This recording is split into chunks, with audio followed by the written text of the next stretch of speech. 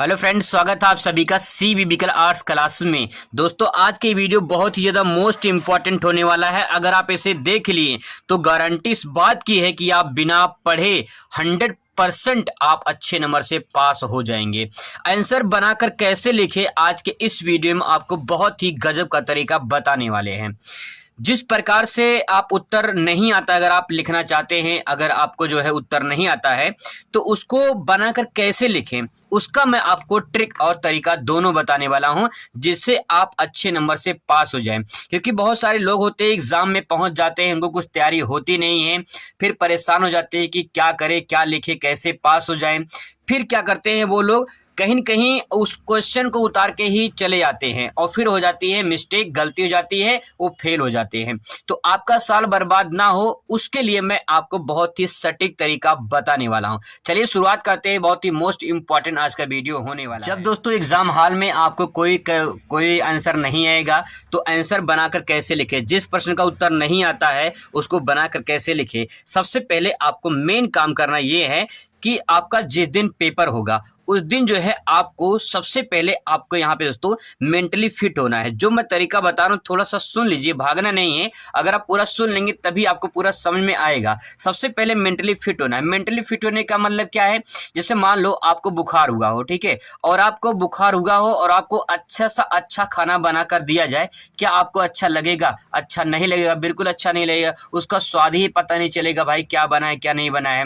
इसीलिए दोस्तों आपको स्वास्थ्य जो है आपका अच्छा होना चाहिए, आपको जो है मेंटली फिट होना चाहिए। तो अगर आप मेंटली फिट है तो आपको दिक्कत नहीं होगा, आप आराम से जो है आप सोच के लिख सकते हैं। क्या लिखेंगे वही मैं आगे आपको बताने वाला हूं। लेकिन सबसे पहले आपको मेंटली फिट होना है। आपको कोई टेंशन नहीं होना चाहिए, कोई उलझन नहीं होना चाहिए दिमाग में, पूरा दिमाग फ्रेश होना चाहिए, जिससे आप कुछ अच्छी चीजें सोच सकें। ठीक है, इसके बाद दोस्तों आपको ध्यान में रखना है, देखिए जो आप पेपर में जब सॉल्व करेंगे तो उस पेपर में जो है आपको सबसे पहले ध्यान में रखना है कि नेगेटिव मार्किंग नहीं होता है। ठीक है, नेगेटिव मार्किंग नहीं होता है तो आपको घबराना नहीं है कि अगर जो है गलत आंसर देंगे तो नंबर हमारा कट जाएगा। ऐसा कुछ नहीं है, नेगेटिव मार्किंग होता नहीं है।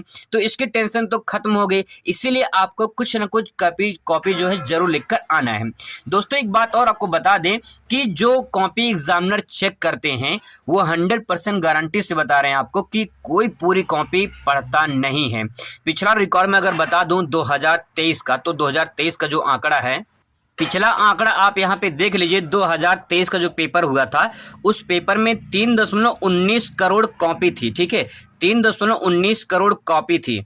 ठीक है, अब इस कॉपी को 1.5 लाख टीचरों ने चेक किया था। जानते हैं कितने दिन में? मात्र 15 से 16 दिन में।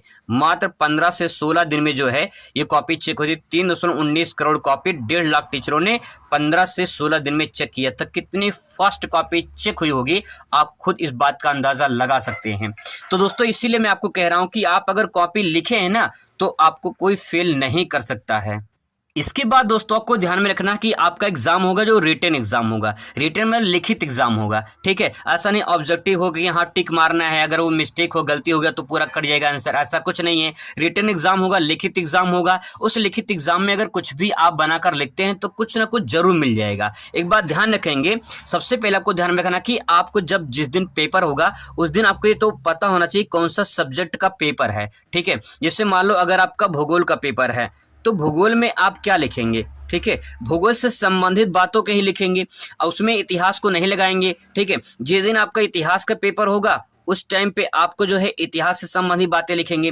जिस दिन आपका जो है समाजशास्त्र का पेपर होगा उसमें आप जो है समाज की बातें लिखेंगे। ठीक है, अगर आपका जो है नागरिक शास्त्र का पेपर है तो उस टाइम पे जो है राजनीति की बातें लिखेंगे, जो नागरिक शास्त्र का पेपर होता है। तो इस प्रकार से जब आप उस सब्जेक्ट से संबंधित कुछ ना कुछ लिख कर आएंगे तो आप अच्छे नंबर से जरूर पास हो जाएंगे। अब मेन पॉइंट आप समझ लीजिए दोस्तों, इस बात को जरूर ध्यान में रखेंगे कि कॉपी सादा छोड़कर नहीं आएंगे। सादे कॉपी पे आपको कुछ मिलने वाला नहीं है। इसलिए दो बातें कहना चाहेंगे, कुछ ना लिखने से अच्छा है, कुछ ना लिखने से अच्छा है कुछ लिख कर आओ, और कुछ ना मिलने से अच्छा है बहुत कुछ मिल जाएगा।